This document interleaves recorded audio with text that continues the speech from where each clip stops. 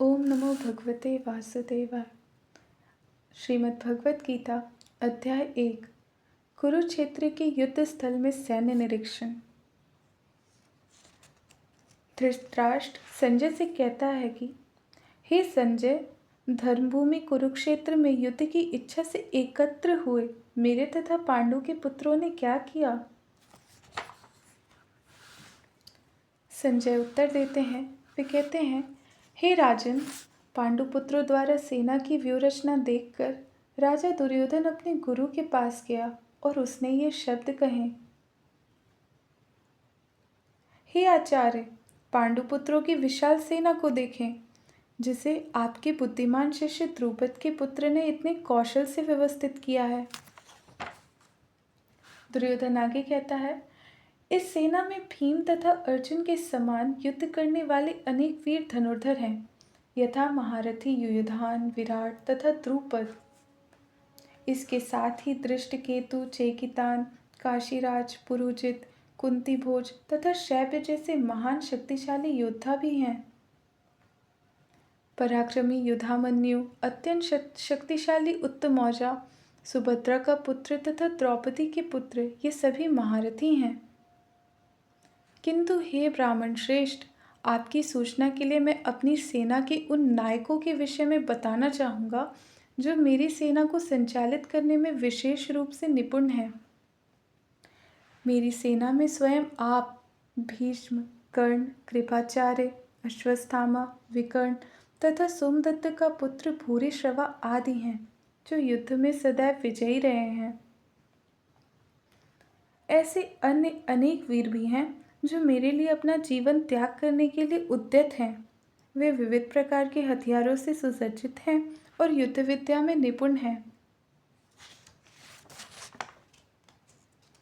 हमारी शक्ति अपरिमेय है और हम सब पितामह द्वारा भलीभांति संरक्षित हैं, जबकि पांडवों की शक्ति भीम द्वारा भलीभांति संरक्षित होकर भी सीमित है। अतएव सैन्य व्यू में अपने अपने मोर्चों पर खड़े रहकर आप सभी भीष्म पितामह को पूरी पूरी सहायता दें। दुर्योधन के उन शब्दों के पश्चात तब कुरुवंश के वयोवृद्ध परम प्रतापी एवं वृद्ध पितामह ने सिंह गर्जना की सी ध्वनि करने वाले अपने शंख को उच्च स्वर से बजाया, जिससे दुर्योधन को हर्ष हुआ। तत्पश्चात शंख, नगाड़े, बिगुल, तुरही तथा सींग सहसा एक साथ बज उठे। वह संवेद स्वर अत्यंत कोलाहलपूर्ण था। दूसरी ओर से श्वेत घोड़ों द्वारा खींचे जाने वाले विशाल रथ पर आसीन कृष्ण तथा अर्जुन ने अपने अपने दिव्य शंख बजाए। भगवान कृष्ण ने अपना पांचजन्य शंख बजाया, अर्जुन ने देवदत्त शंख तथा अतिभोजी एवं अति मानवीय कार्य करने वाले भीम ने पौंड्र नामक भयंकर शंख बजाया।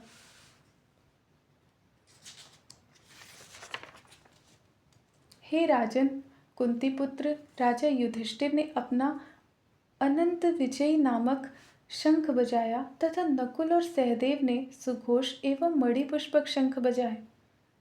महान धनुर्धर काशीराज, परम योद्धा शिखंडी, धृष्टद्युम्न, विराट, अजय सात्यकी, द्रुपद, द्रौपदी के पुत्र तथा सुभद्रा के महाबाहु पुत्र आदि सबों ने अपने अपने शंख बजाए।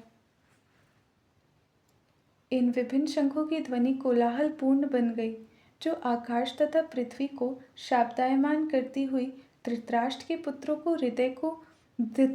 पुत्रों के हृदय को विदीर्ण करने लगी। उस समय हनुमान से अंकित ध्वजा लगे रथ पर आसीन पांडुपुत्र अर्जुन अपना धनुष उठाकर तीर चलाने के लिए उद्यत हुआ। हे राजन, धृतराष्ट्र के पुत्रों को व्यूह में खड़ा देखकर अर्जुन ने श्री कृष्ण से ये वचन कहे।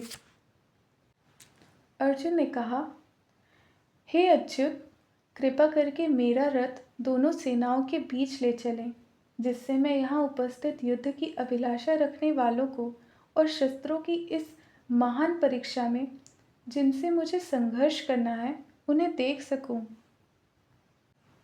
मुझे उन लोगों को देखने दीजिए जो यहाँ पर धृतराष्ट्र के दुर्बुद्धि पुत्र दुर्योधन को प्रसन्न करने की इच्छा से लड़ने के लिए आए हुए हैं। संजय ने कहा, हे भरतवंशी, अर्जुन द्वारा इस प्रकार संबोधित किए जाने पर भगवान श्री कृष्ण ने दोनों दलों के बीच में उस उत्तम रथ को लाकर खड़ा कर दिया। भीष्म, द्रोण तथा विश्व भर के अन्य समस्त राजाओं के सामने भगवान ने कहा कि हे पार्थ, यहाँ पर एकत्र सारे कुरुओं को देखो। अर्जुन ने वहां पर दोनों पक्षों की सेनाओं के मध्य में अपने चाचा ताऊओं, पितामहों, गुरुजनों, मामाओं, भाइयों, पुत्रों, पौत्रों, मित्रों, ससुरों और शुभ चिंतकों को भी देखा। जब कुंती पुत्र अर्जुन ने मित्रों तथा संबंधियों को की इन विभिन्न श्रेणियों को देखा तो वह करुणा से अभिभूत हो गया और इस प्रकार बोला। अर्जुन ने कहा, हे कृष्ण, इस प्रकार युद्ध की इच्छा रखने वाले अपने मित्रों तथा संबंधियों को अपने समक्ष उपस्थित देखकर मेरे शरीर के अंग कांप रहे हैं और मेरा मुंह सूखा जा रहा है। मेरा सारा शरीर कांप रहा है, मेरे रोंगटे खड़े हो रहे हैं, मेरा गांडीव धनुष मेरे हाथ से सरक रहा है और मेरी त्वचा जल रही है। मैं यहाँ अब और अधिक खड़ा रहने में असमर्थ हूँ। मैं अपने को भूल रहा हूँ और मेरा सिर चकरा रहा है। हे कृष्ण, मुझे तो केवल अमंगल के कारण दिख रहे हैं। हे कृष्ण, इस युद्ध में अपने ही स्वजनों का वध करने से न तो मुझे कोई अच्छाई दिखती है और न मैं उससे किसी प्रकार की विजय, राज्य या सुख की इच्छा रखता हूँ। हे गोविंद, हमें राज्य, सुख अथवा इस जीवन से क्या लाभ, क्योंकि जिस सारे लोगों के लिए हम उन्हें चाहते हैं वे ही इस युद्ध भूमि में खड़े हैं। हे मधुसूदन, जब गुरुजन, पितृगण, पुत्रगण, पितामह, मामा, ससुर, पौत्रगण, साले तथा सब सारे संबंधी अपना अपना धन एवं प्राण देने के लिए तत्पर हैं और मेरे समक्ष खड़े हैं, तो फिर मैं इन सबको क्यों मारना चाहूँगा, भले ही वे मुझे क्यों ना मार डालें। हे जीवों के पालक, मैं इन सबों से लड़ने को तैयार नहीं, भले ही बदले में मुझे तीनों लोग क्यों न मिलते हों। इस पृथ्वी की तो बात ही छोड़ दें। भला धृतराष्ट्र के पुत्रों को मारकर हमें कौन सी प्रसन्नता मिलेगी। यदि हम ऐसे आतताइयों का वध करते हैं तो हम पर पाप चढ़ेगा। अतः यह उचित नहीं होगा कि हम धृतराष्ट्र के पुत्रों तथा उनके मित्रों का वध करें। हे लक्ष्मीपति कृष्ण, इससे हमें क्या लाभ होगा और अपने ही कुटुंबियों को मारकर हम किस प्रकार खुशी रह सकते हैं, हम किस प्रकार सुखी रह सकते हैं। हे जनार्दन, यद्यपि लोभ से अभिभूत चित्त वाले ये लोग अपने परिवार को मारने या अपने मित्रों से द्रोह करने में कोई दोष नहीं देखते, किंतु हम लोग जो परिवार के विनष्ट करने में अपराध देख सकते हैं, ऐसे पाप कर्मों में क्यों प्रवृत्त हो। कुल का नाश होने पर सनातन कुल परंपरा नष्ट हो जाती है और इस तरह शेष कुल की अधर्म में प्रवृत्त हो जाता है। कुल का नाश होने पर सनातन कुल परंपरा नष्ट हो जाती है और इस तरह शेष कुल भी अधर्म में प्रवृत्त हो जाता है। हे कृष्ण, जब कुल में अधर्म प्रमुख हो जाता है तो कुल की स्त्रियां दूषित हो जाती हैं और स्त्रीत्व के पतन से ही हे वृष्णिवंशी अवांछित संतानें उत्पन्न होती हैं। अवांछित संतानों की वृद्धि से निश्चय ही परिवार के लिए तथा पारिवारिक परंपरा को विनष्ट करने वालों के लिए नारकीय जीवन उत्पन्न होता है। ऐसे पतित कुलों के पुरखे पितर लोग गिर जाते हैं क्योंकि उन्हें जल तथा पिंडदान देने की क्रियाएं समाप्त हो जाती हैं। जो लोग कुल परंपरा को विनष्ट करते हैं और इस तरह अवांछित संतानों को जन्म देते हैं, उनके दुष्कर्मों से समस्त प्रकार की सामुदायिक योजनाएं तथा पारिवारिक कल्याण कार्य विनष्ट हो जाते हैं।